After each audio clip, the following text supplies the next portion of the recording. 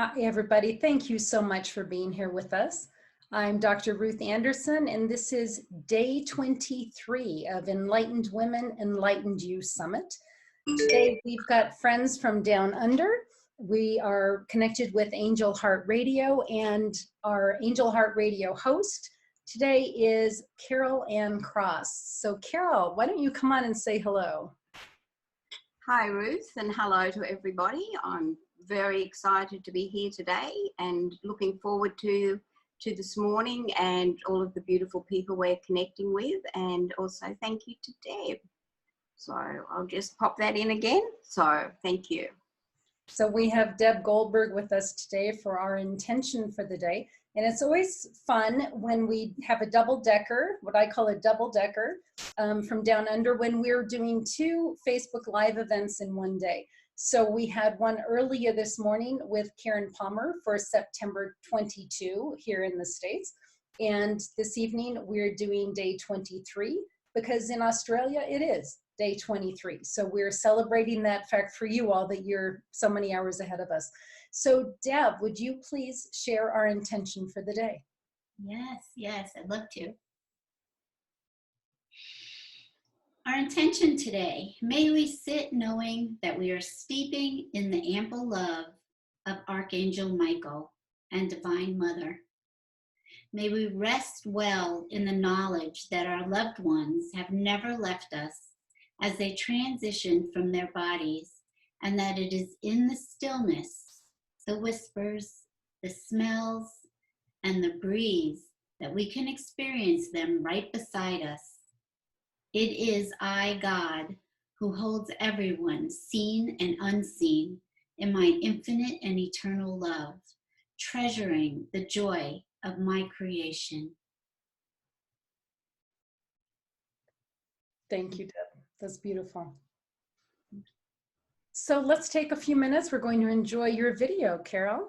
We'll get it rolling here.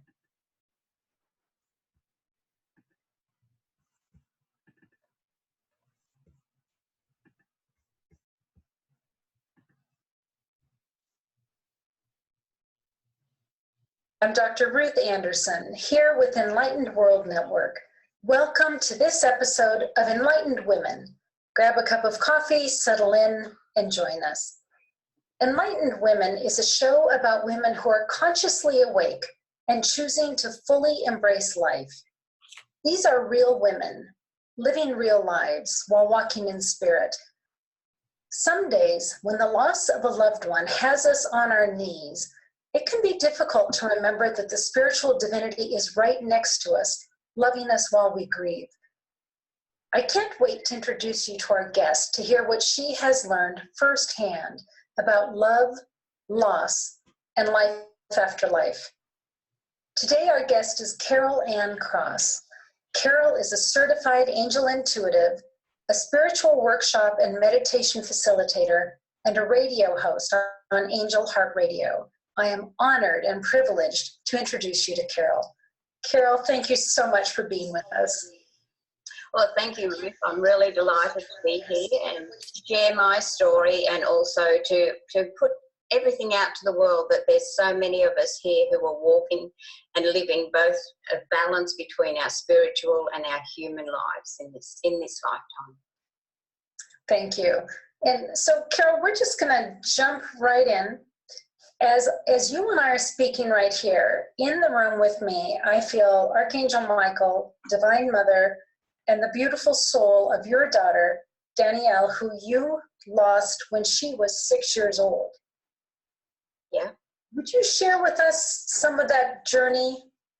Okay, I'll just start a little bit further back, because I was very blessed to grow up in a house that my mother was a clairvoyant and angel card reader and tarot reader. So I grew up with spirit, and as I got older, I went and would bring our human life in and get married and have children. I had 2 beautiful daughters. Danielle was, she was first, she was the eldest, and her sister was born 2 years later. And when Danielle was 4 years old, my world was shattered when she was diagnosed with acute lymphoblastic leukemia. They told us at that time she would have 2 years unless some treatment was found to save her. So in those 2 years, we did everything that we could to make her life happy. We actually did things that we shouldn't have done, like take her out where there were lots of people, because we believed that that was the right thing for her to enjoy all of the life that she had and to experience everything in her life if it wasn't going to be a long one.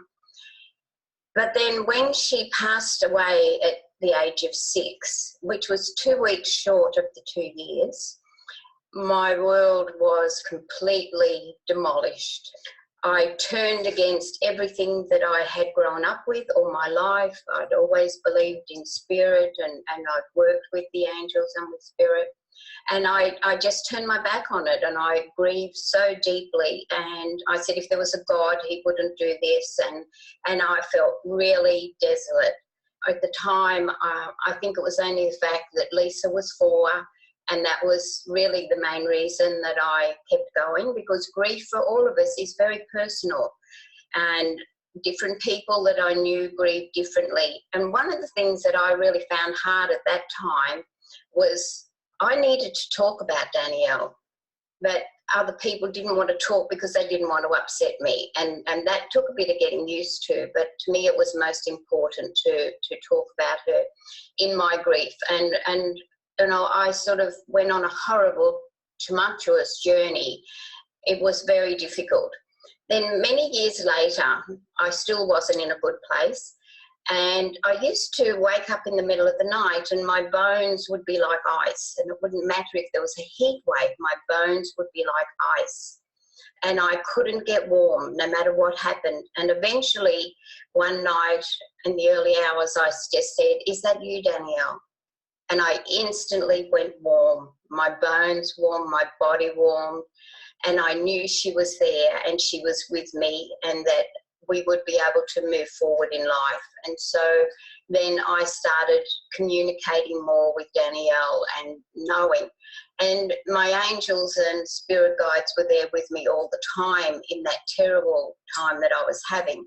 And they were just so relieved then that I had come through it. And I believe that by my experience is something that I can share with people, because it's very difficult sometimes for people to, people say, "Oh, I know how you feel," but they don't. So, and now I've worked with Danielle ever since then, and we've had a beautiful relationship working with spirit, and I feel her all the time and I know she's there. But interestingly, one of the things that I was concerned about was, because she had passed away and made her transition when she was so young, was that she would be reincarnated before I made my transition. And then I read a beautiful book by Mary Summer Rain, and she's a Native American author. And I read in this book about how it's always a part of our spirit in our pods or in the other life, as well as while we're here on this earth. And I was really excited to read that, because I'd been in hospital with a heart condition, and I rang my mother very excitedly and I said, "Mum, I just read this story." And she just very calmly in a beautiful voice said, "Carol, you've always known that. You just needed to remember." And she said, "And this is what you needed to do, and that's why you were drawn to that book."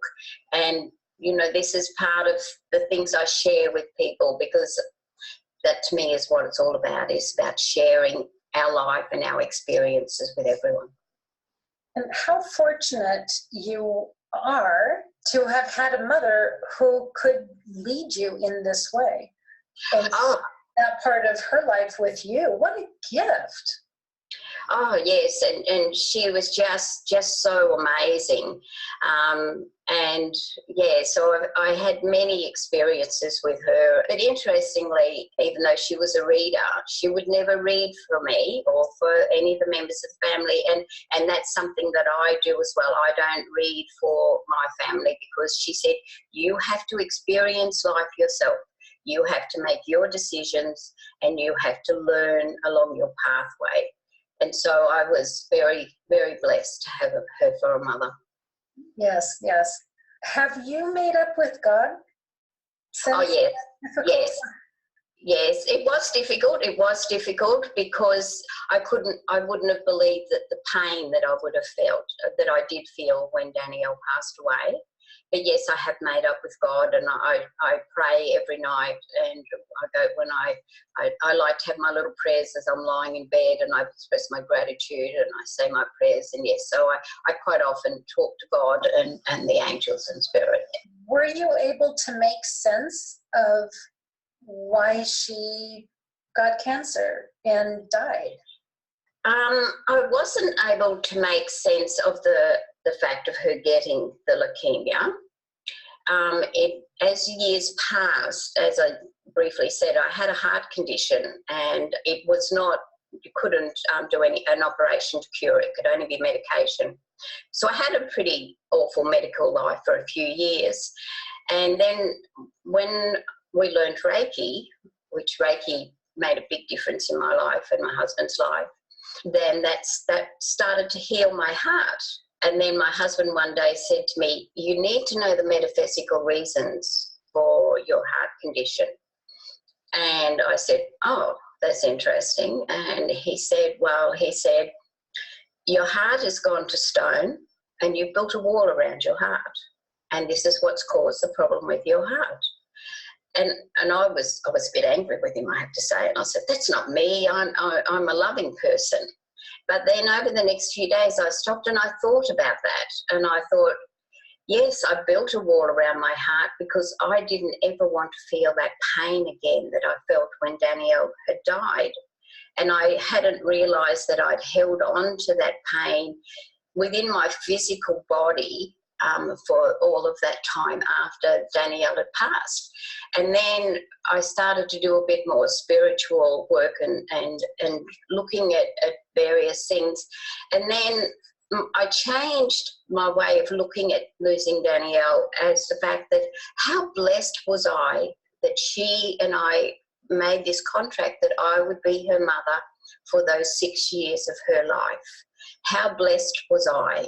And so this also helped to completely change the way that I was looking at a lot of things within my life. And and the other difficult thing I had to do was to not wrap my daughter Lisa in cotton wool and protect her from everything. I had to let her experience her life and to do all the things she needed in life for her to grow and physically and spiritually. So yes, I do believe now, and I know how blessed I was, and I thank God for that. That's beautiful to come from a place of gratitude. Yes. Just anger and hurt. Yes. And this is it, when we look at the reasons, okay, so we're here and we're in this lifetime, and this is where the only place we can experience feelings and have choices and emotions and things like that. So to be able to come from the grief into the love and the gratitude and the blessings of how it changed completely and why. I think a lot of us need to sort of get to a stage of why things happen in our lives, and then I could understand all of that a lot better. You talked about holding on to pain in your body. Yeah. My guess is that a lot of people do that unconsciously. Yes. Unconsciously, yes. Do you have ideas of how to acknowledge that and try to work some of that through, work it out? Yes, well, as I said, in my case, it was sort of finding out reasonings why. But I think that sometimes when we experience pain and hurt in our bodies, that's what we concentrate on. And so if we can start to then change what we're looking at and what we're concentrating on, then that helps a lot. Working with the angels and with my spirit guides and teachers, and sometimes just when feeling angry or something, I'm very blessed. We live on 4 acres, we have lots of trees. I can go out and I can tell a tree, I can talk to a tree and I can tell the tree how I'm feeling, or I can dig in the garden or do something in nature. I think is really important. I'm not such a great nature walker, going great big long hikes, but I can go out and I do talk to the trees, and I think that the trees. And another thing that I have, this is one I do in meditation though, is that I will sit on the ground with my back to the tree, and I will feel the energy coming up from Mother Earth through the tree into my body, and then going up to the Creator, to God, to the angels, and coming back down again. And I like to in meditation, make this conduit of myself and anchor myself into Mother Earth, but at the same time be anchored to Spirit and to the angels and to God. And so that is a meditation I do a lot when I might be feeling a little bit down, because, this is where we experience emotions and things. And if we didn't have days that weren't as good, we wouldn't then appreciate the days that are good quite as much. And so I feel that, to have that connection is always very important to me. So working with nature and the angels and spirit, I think is one way. But also I believe people need to talk to one another. If somebody is in a place of anger and grief, sometimes to have someone who just listens without judgment but listening with unconditional love and compassion, then they can start to see a different picture and a different side of what's happening. Thank you.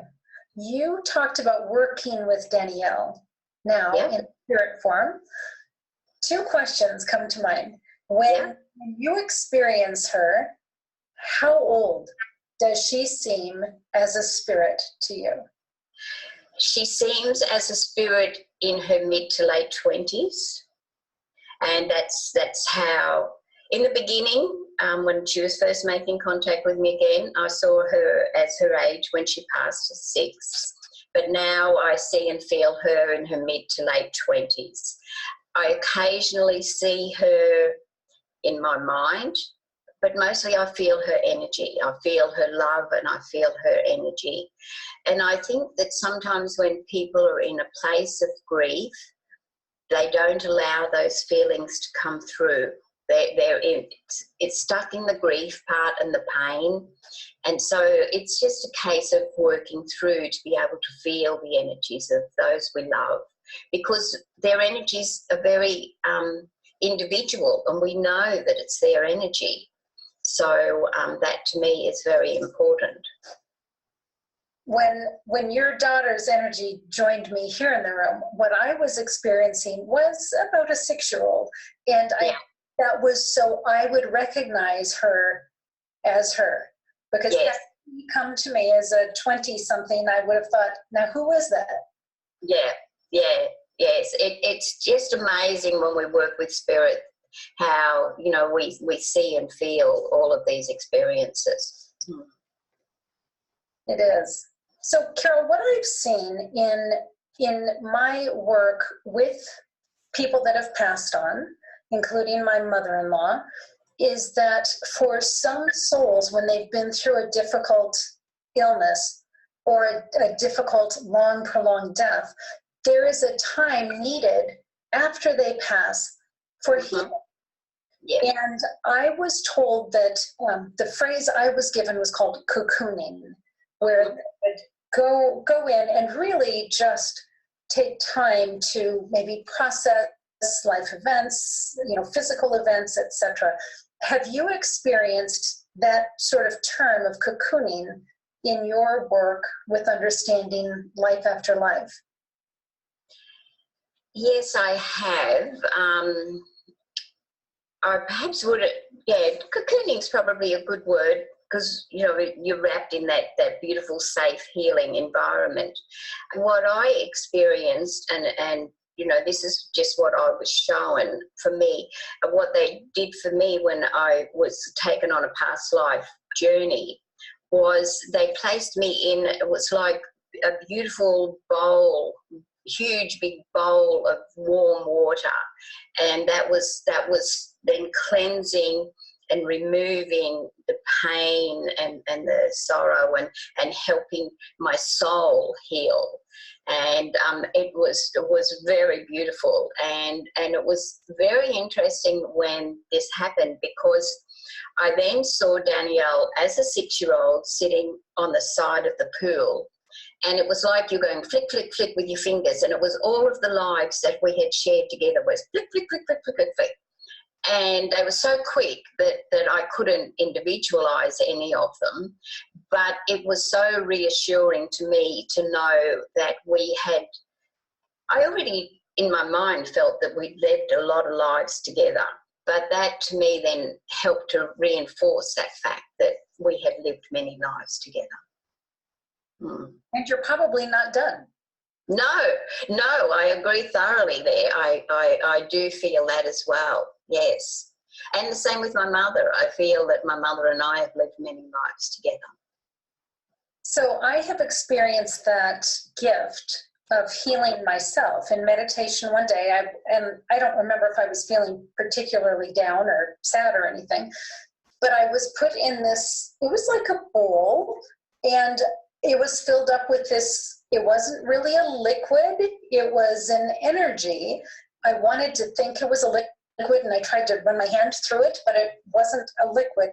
And when I really sat and thought of what that liquid felt like, the word that came to me was meanness, MENESS. So I was absolutely in this energy of nothing but me. And it was so healing. It was like the pure essence. Yeah. Yes, that's beautiful. Really beautiful. And you know how wonderful it is that we are able to experience these things. So I think that's one of the things that I think is really, really amazing that we can do that. But also I think one of the, to me, I think that one of the roles that I have and everyone else is about sharing these things with people, because I think that's the important thing, to be able to share that information. And they just told me a minute ago to just say something else when we were talking about people dealing with grief. My mother passed away just over 3.5 years ago, and we were very close. And at the end, I spent a lot of time with her, even though she lived 1,000 kilometres away. Getting towards the end of her life, she had about 2 weeks before she passed. And she just looked at me and she said, "You have to go home, Carol." And I said, "No, I want to stay a little bit longer." And she said, "No, you have to go home." She said, "We won't see each other again, not in the physical sense." And so we said our goodbyes, and it was very emotional, but it was amazing that we both knew that we would see each other again. So then she passed not long after that. And it was what I wanted to share was the fact that a lot of my friends said to me, who are in this sort of business field, they said, "But Carol, you know your mother is okay now, but you're grieving." And I said, "Yes," but I said, "That's my physical self is grieving. My spiritual self has communicated with Mum." And I said, "Oh no, she's with me." And she was with me the other day when I was talking about this with Anaya. And I also want people to understand that the human self has to grieve. The spiritual self knows they're at peace, they're not in pain, that we will see them again. But the human side of us has to grieve. And to me, that's important for people to realise that too. I had a really interesting experience the other day talking with one of the other speakers from this summit, and she was sharing with me that her grandmother had passed, and they had shared quite a bit of time together. And all of a sudden, my friend was receiving memories of time spent with the grandmother, and things about different parts of the house and different activities that they used to do. My friend was processing this grief, but not really sure where these memories were coming from. And when I looked at that energetically, what I saw was that her grandmother it was almost like a life review. That part of the life review, she was having my friend help her process it. Yeah. It was fascinating to me. That's amazing. It was amazing to see grandma in spirit and my friend in the physical working together and through love processing all of this information and really providing healing for both of them. Mm-hmm. It was beautiful. That is beautiful. Yeah, truly amazing. Yeah, wonderful. And how wonderful for you to be able to see that, to be able to assist with all of that by seeing it and helping them through it. Mm. Well, and I think for my friend, it was really helpful for her to know that some of these things that she was trying to process weren't her things to process. They were grandma's things to process. And it lightened the load off of my friend, that she felt much lighter about it. And then it turned into feeling like this was such a beautiful gift, that her grandmother trusted her and loved her so much to come to her and process with her. And my friend knew that the healing process for her was going to be much more bittersweet, actually, than some of the other family members that weren't dealing with things on the spirit level as well as the physical.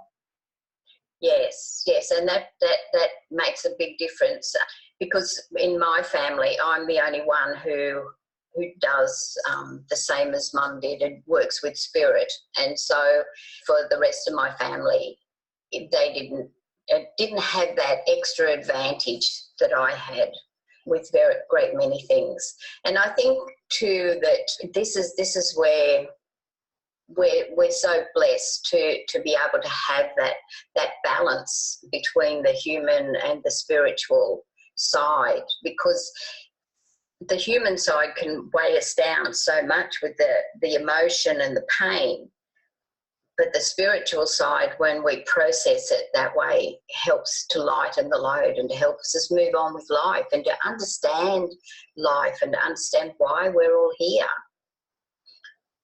Exactly right. Some of our listeners are not that familiar with angels and don't know how to reach out to them. And I know that both for you and for me, connection with the angels is paramount at this point in life.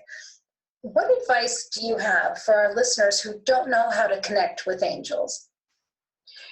Well, to me, the most important thing is to just have them understand that they don't need to do anything special. All they need to do is just to talk, just to ask, to reach out to the angels, to just perhaps even if they don't meditate, just to sit in a quiet spot, listen to the birds sing, and perhaps then just ask their angels to wrap their wings around them, to cocoon them in love, and to start to feel the energy and get them to take notice of signs also. I mean, we know about the feathers, that they're signs that the angels are with us. But, they might be driving in the car and all of a sudden there'll be a song come on that resonates with them. Or they'll be in a bookshop and they're drawn to a book. And so there's a great many signs. And when they're first starting out, when they're wanting to know about it, I think that these are some of the things that they can do. If you ask your angels, okay, so if you really want me to believe that you're there, show me a sign, or do something that's going to let me know that you're there, because a lot of people when they're first starting out need that physical something to prove that it's actually happening. They haven't as yet learned or had enough experience to just trust and believe, which is where we're at. But it takes a while for people to learn to be able to trust and believe. And sometimes just when you're listening to the birds and you just go off into this beautiful meditative state, you're so aware of everything that is around you. And and you know that there's more than just this physical world here if you allow yourself just to relax and to ask for help. The important thing, I think, is to ask and to set up a communication with your angels when you're first starting out. And that way it helps you to step into that place. I know for me, I struggled believing in angels because I hadn't seen signs, as you say. I hadn't seen physical signs. I had only seen other depictions, pictures or angel cards, and I couldn't buy into what they looked like. So I had decided, nope, there's no such thing as angels. And as soon as I said that, I went into meditation, and Archangel Michael appeared front and center. And I was quite astounded. But that was 6 years ago, and ever since then, literally every day in those 6 years, I've connected in with Archangel Michael, and the learnings have been astounding. So I second what you're saying. Sometimes it comes in as just even a breeze over your arm, or goosebumps, or a smell. A smell can be a sign from the angels as well. So I just encourage anybody who is listening to this and doesn't think that they know how to connect with the angels, like you said, just go and be quiet. Open your heart, open your mind, and just be willing to receive. And I think within time, you'll be noticing something. You'll be noticing some messaging going on. Definitely. And the other thing that we need to be aware of is that their impression of what an angel looks like, because angels aren't necessarily going to be as they're depicted in books and things like that. I know my guardian angel, she dresses in, I don't know if you've ever watched I Dream of Jeannie, which was an American show. Well, she dresses exactly the same as Jeannie dresses, in those little chiffon outfits and whatever. So occasionally, if I say something to her, she'll show me her wings or something. But I usually see her in this little chiffon outfit. So don't, it's important not to have in your mind that the angel is going to be there with huge big wings, etc., because they're not always going to be like that. So, and I think that's another thing to be aware of. That is a great point. Carol, can you share with us what you are learning currently in your spiritual journey? Yeah, so what I'm learning currently in my spiritual journey is that I have to surrender and let go of all that I had in mind of what was going to happen in the near future. And this has especially come about since I was asked to be the host on Angel Heart Radio, because I think for many years that I had just come along, in my terminology, I was just a little bit under the radar. I did my meditations, and I ran my workshops, and I did my readings and did all those things. But it was like I just wanted to be just sharing with the people who I had the opportunity to share with, but I didn't want to put my head up there. And then Anaya, who has been a friend for a long time, but we'd lost contact, she asked me to join Angel Heart Radio. And it was like almost instantly this whole big world. It was like the shell of the oyster opened up, and I popped out, and it was like there's so many things happening, and I just have to let go of what I think is going to happen because of all of that.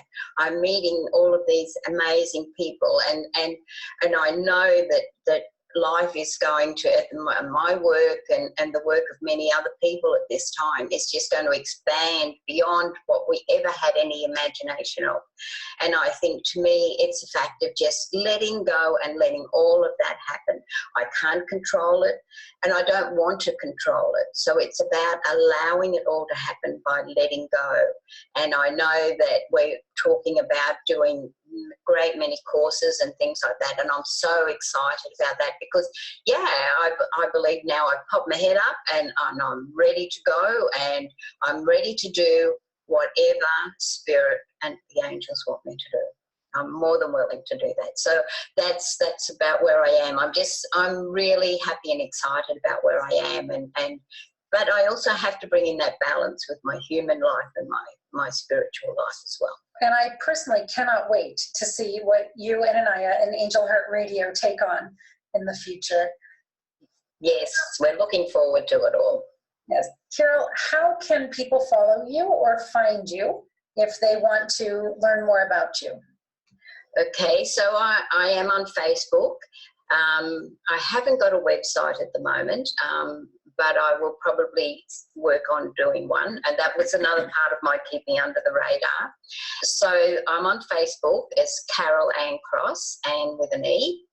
And I have several email accounts, but the one that's probably best is Carol's Angel Wings, or one word, at gmail.com. Great. Carol, I cannot thank you enough for being here, being vulnerable and open, and touching hearts today. Thank you so much. And thank you, Danielle, for joining us. It was beautiful having you with us, and Divine Mother as well. So thank you. Thank you for being here. And thank you, Ruth, for this opportunity. I've really enjoyed it, and thank you so much for the work that you're doing. It's just wonderful. Thank you.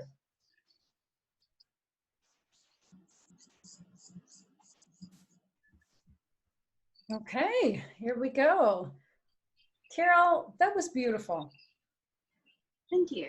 Thank you. I'm as I said, I was a little bit nervous about how it was going to go, but I'm very happy with how it went. Oh, I'm thrilled with how it went. And some things came to mind. I'd like to take a few minutes and share them with you.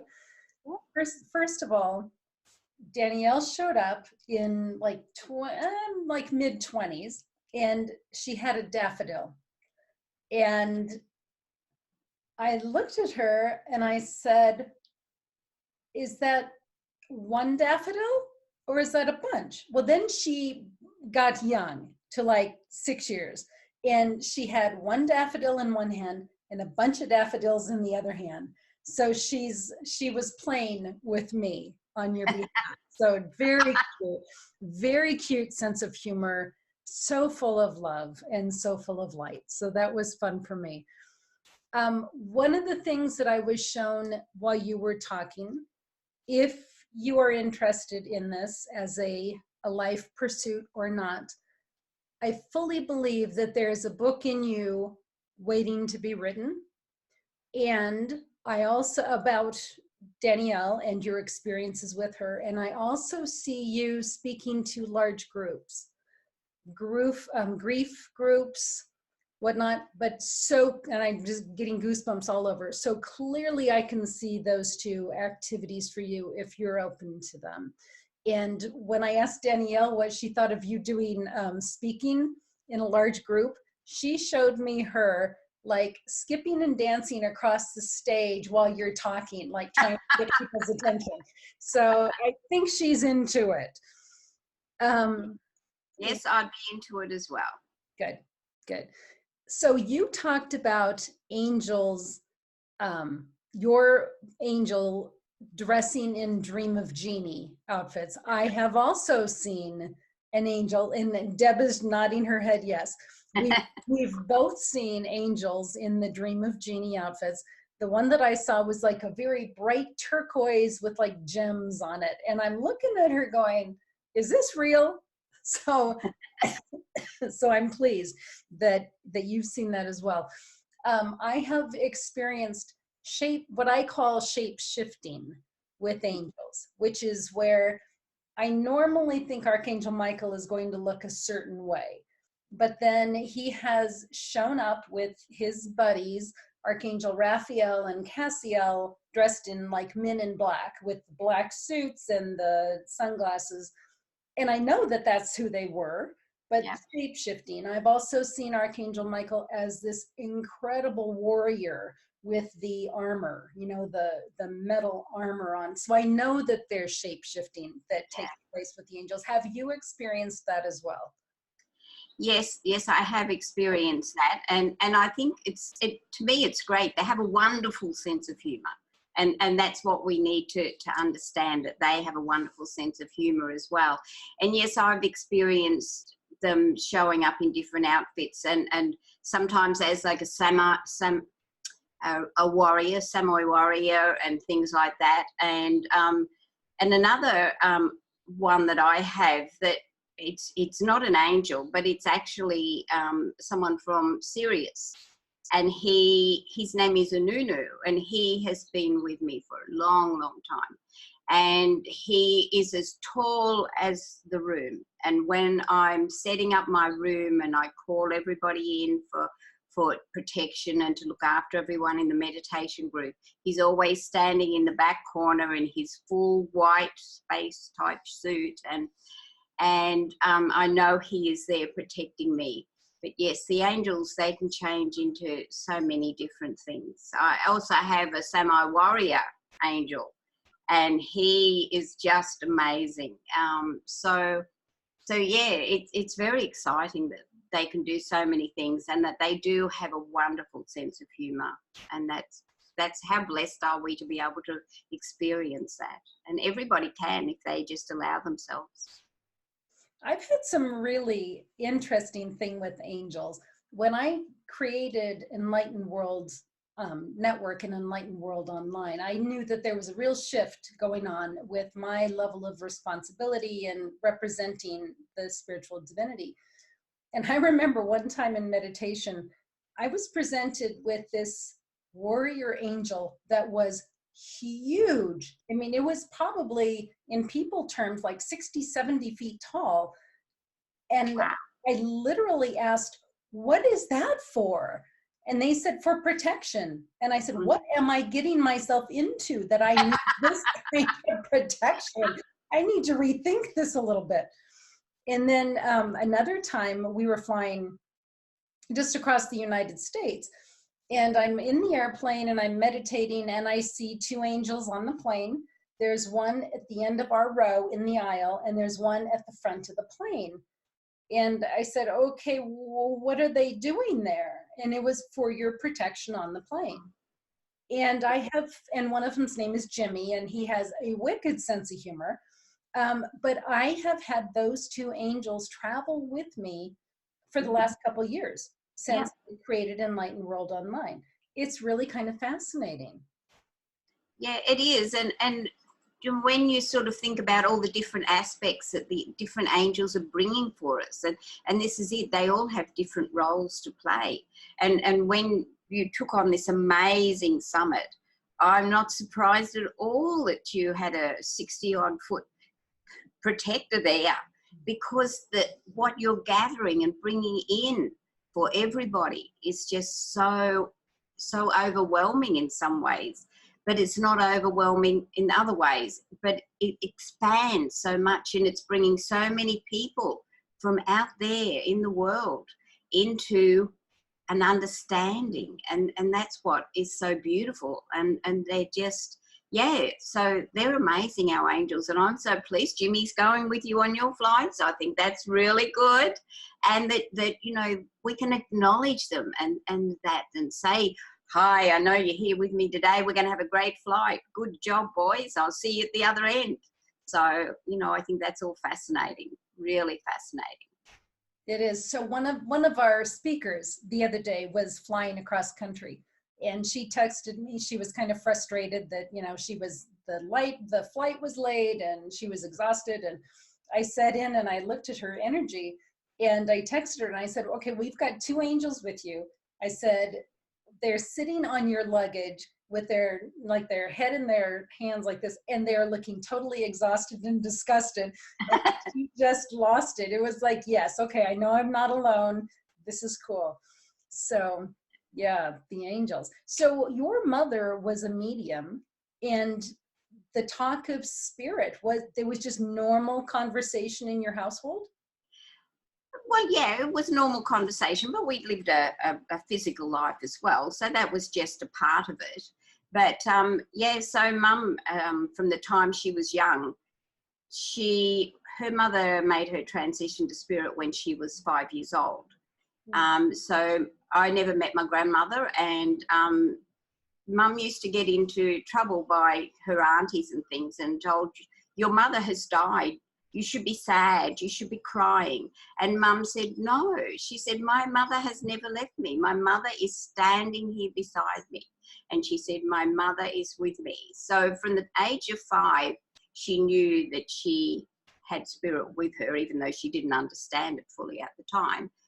It didn't mean she didn't have a difficult life as she was growing up or anything like that. But I was just used to the fact that you know, there were angel cards around, and Mum did readings and did all of those things, and people would come to me and say, oh, your mother's fantastic. What does she say to you? And I say, she doesn't say anything to me. I have to follow all of this myself. Although towards the end, at one stage, she said to me, she was quite ill at the time. It was before she went into hospital, and I was just sitting on the bed and talking to her. And she said to me, I have to tell you that Mrs. Hands is pleased with you.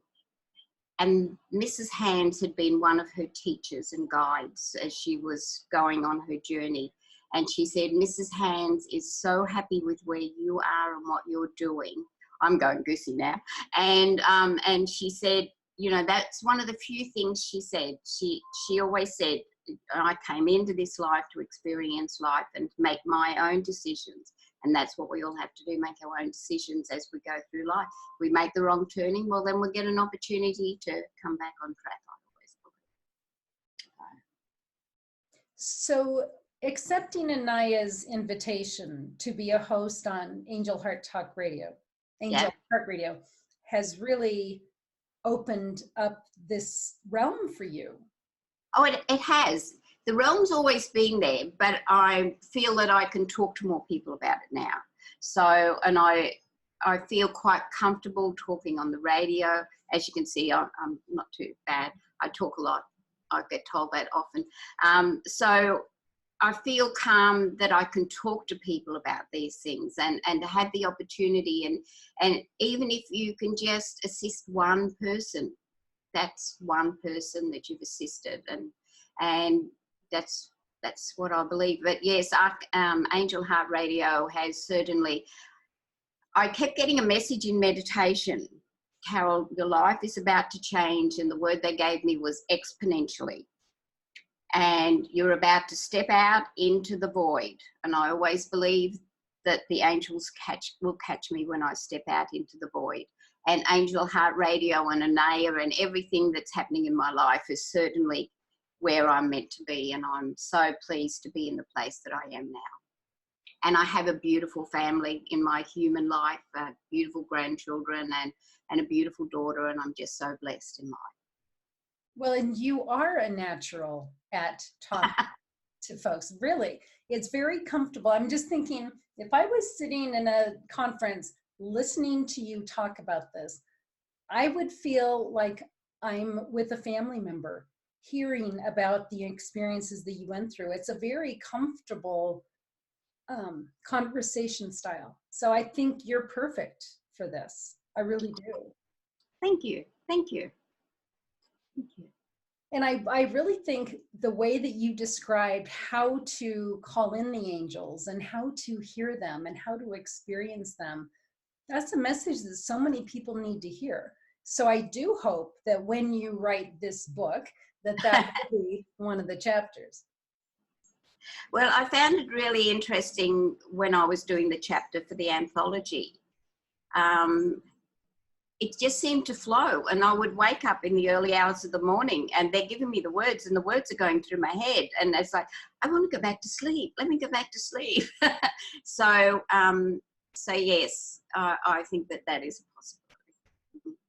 And I think that's what you'll find, because I know that this was the first chapter for a book that you've written.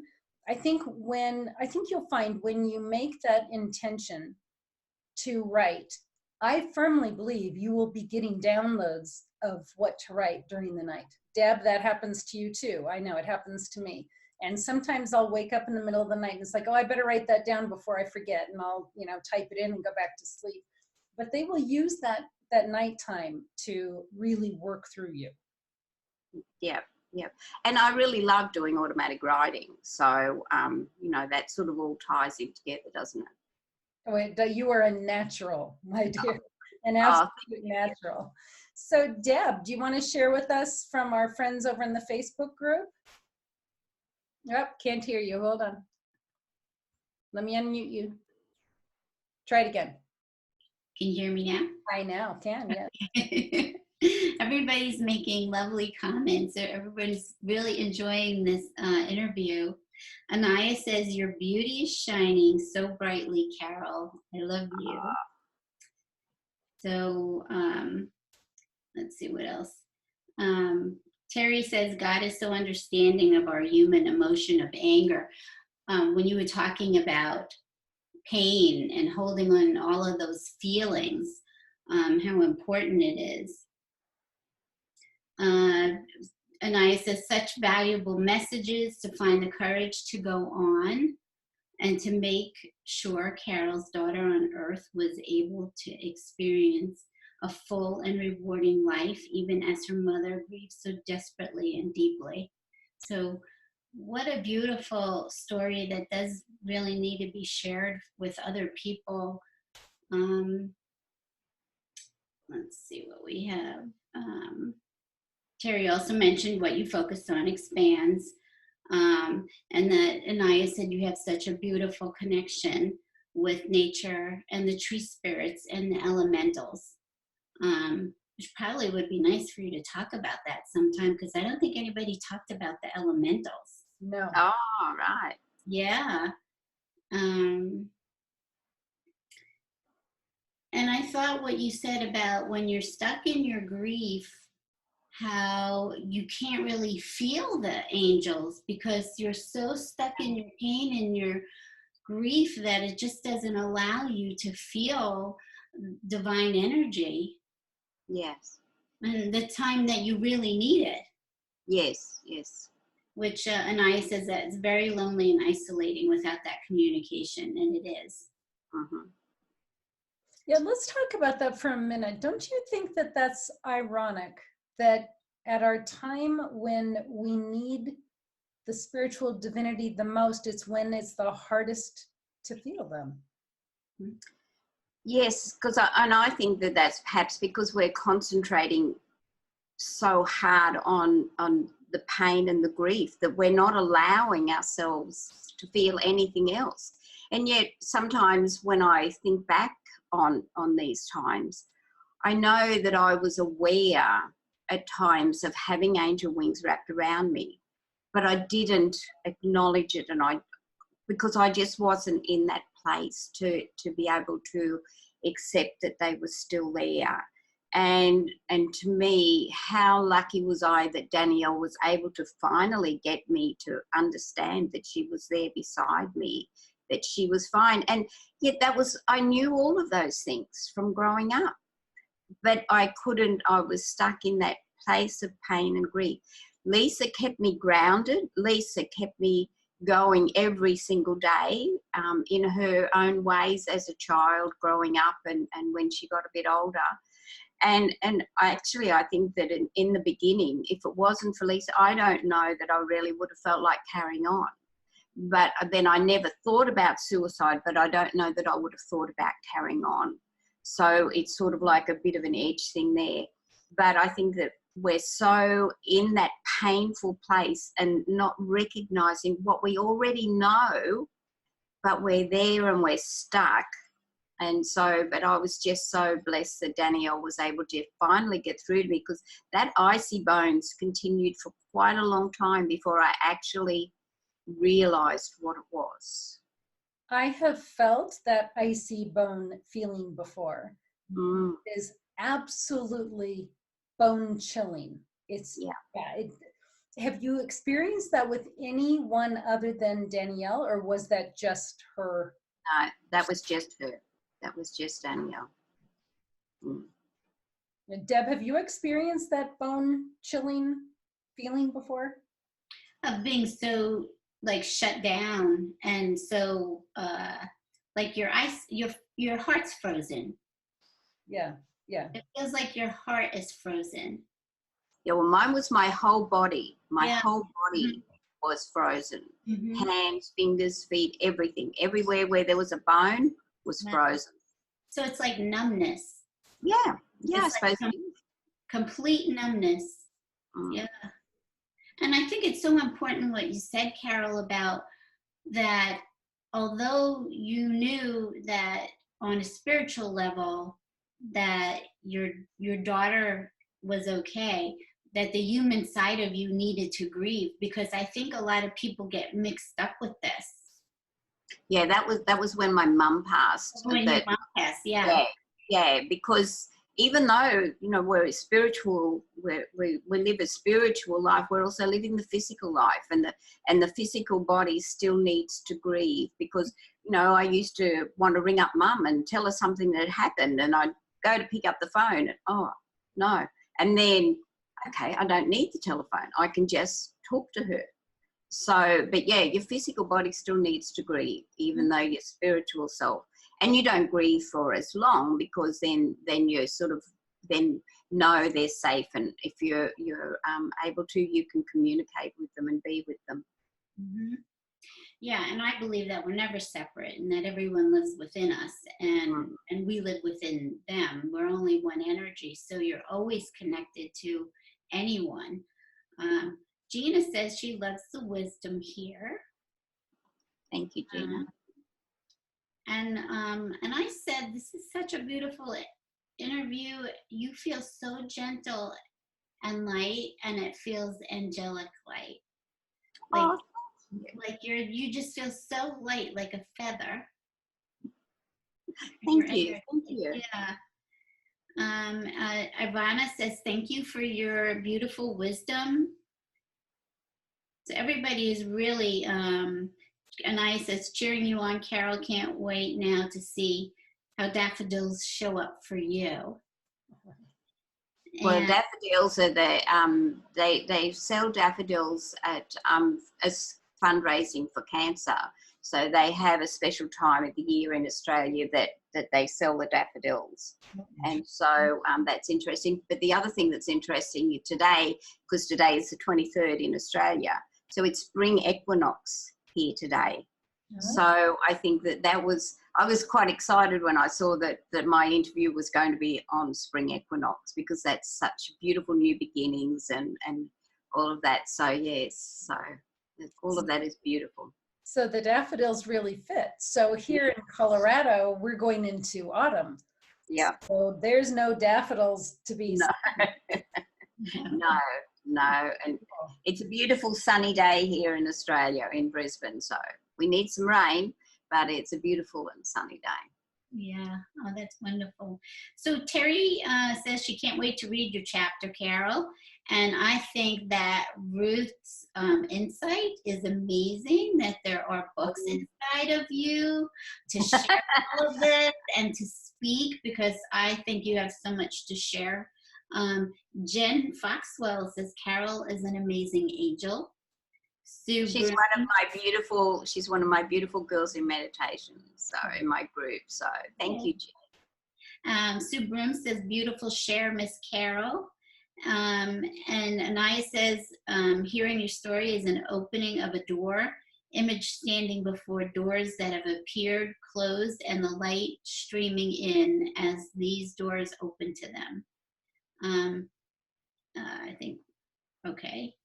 I don't know what she's right. I couldn't recognize it, Carol, as you know, yet the knowledge of the angels were always with me was such a blessing. I'm assuming is when she was talking about her own grief and getting stuck and doors opening and closing.